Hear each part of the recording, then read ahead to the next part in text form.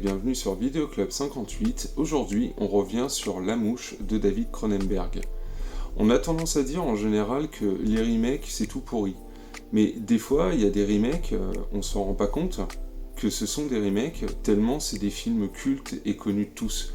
La Mouche, ça fait un peu partie de cette catégorie, comme The Thing de John Carpenter.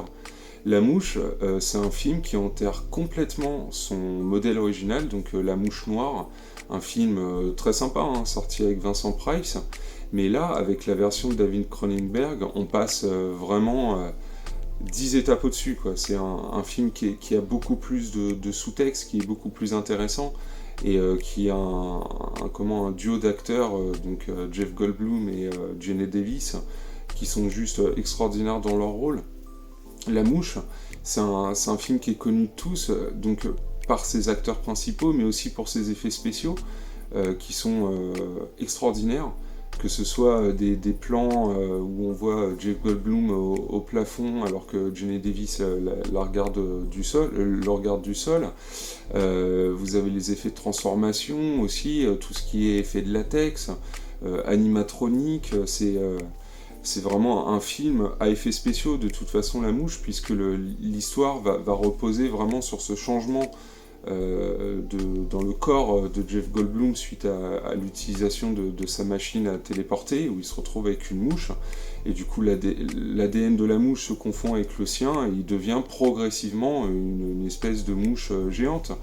Et finalement, le thème de la transformation est le même que dans les versions dans ces films des années 50, justement avec tout le délire du nucléaire et de la mutation justement des animaux, et que ce soit Tarantula et autres. Et en fait, la mouche, voilà, se pose dans cet héritage, mais est très novateur justement dans sa manière de traiter le sujet, puisque la mouche, c'est surtout une histoire d'amour entre Jeff Goldblum, donc cet inventeur un petit peu fou, un petit peu à l'écart, qui va porter le même costume, le même pantalon et les mêmes chaussures tous les jours, tout simplement parce qu'il veut pas se poser la question de ce qu'il aurait apporté. C'est des personnages qui sont quand même très caractérisés. On comprend que Jenna Davis, elle, est une journaliste en recherche d'un scoop, et que cette invention de Jeff Goldblum pourrait changer sa vie professionnelle, mais justement à partir d'un moment dans le film, vous avez cette histoire d'amour qui prend le pas, et justement cette crainte de Jenna Davis pour l'avenir de Jeff Goldblum, dans la mesure où son corps est en train de dépérir.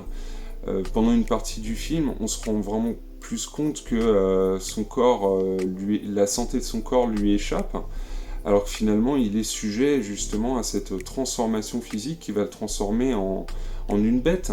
Et il y a certains critiques qui avaient pu justement sous-titrer La Mouche à l'époque, La Belle et la Bête.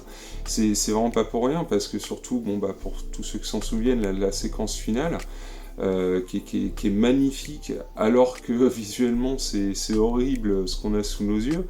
Je pense que là vous avez tout le paradoxe en fait de La Mouche, avec la super musique aussi qui accompagne le film.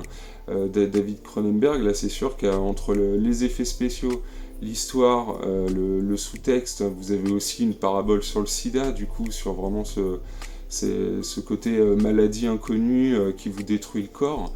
On est en 86, on est en plein dans l'espèce de boom sidaïque, et qui également le sujet de films plus sérieux consacrés vraiment à ce phénomène. Mais la Mouche, voilà, a énormément finalement de sous-texte, en plus d'être un grand film fantastique de l'âge d'or.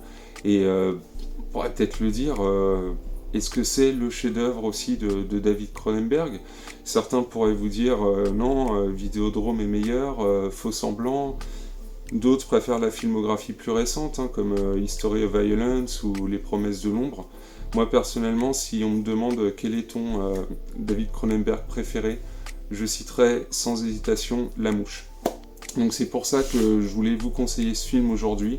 En rappel, n'oubliez pas La Mouche. Il y a eu une suite, donc La Mouche 2, qui était réalisée de mémoire par Chris Wallace, qui donc était une suite directe du premier, moins intéressante. C'était vraiment pour moi une suite de Vidéo Club, une suite destinée à mettre un peu plus d'effets spéciaux à l'écran. L'histoire est moins bien. Bon, c'est vraiment si vous êtes curieux et que vous voulez un petit peu une continuité de l'histoire d'origine, mais voilà, La Mouche 1 se suffit à lui-même. Donc voilà, je voulais revenir sur La Mouche de David Cronenberg. Je vous souhaite un bon film et je vous dis à très bientôt. Non, vous commettez une erreur. En réalité, vous avez envie de me parler. Désolé, j'ai encore 3 interviews à faire avant la fin de cette soirée. Oui, mais les autres ne travaillent pas sur quelque chose qui va changer le monde. Eux disent que si. Oui, mais ils mentent. Il y a une limite à tout, même à l'imagination. La téléportation humaine, la décimation moléculaire, la dissociation et la reformation sont de toute évidence purificatrices. La création les plus grandes rejoignent nos peurs les plus profondes. Quelque chose s'est mal passé quand tu t'es téléporté. Quelque chose s'est mal passé. Vous êtes sur le point d'aller au-delà de cette limite.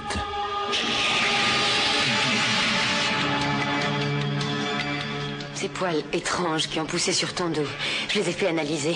Ils ne sont pas humains. Si tu avais vu à quel point il avait peur, il était furieux et désespéré. Je suis persuadé que Marie Typhoïde était aussi une personne très gentille en société. Non!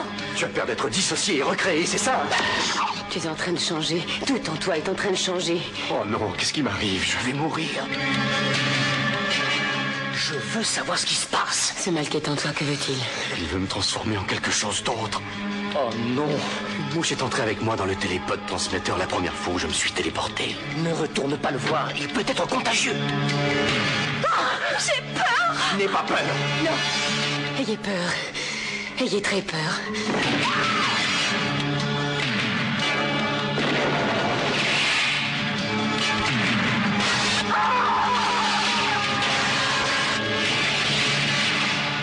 Aide-moi.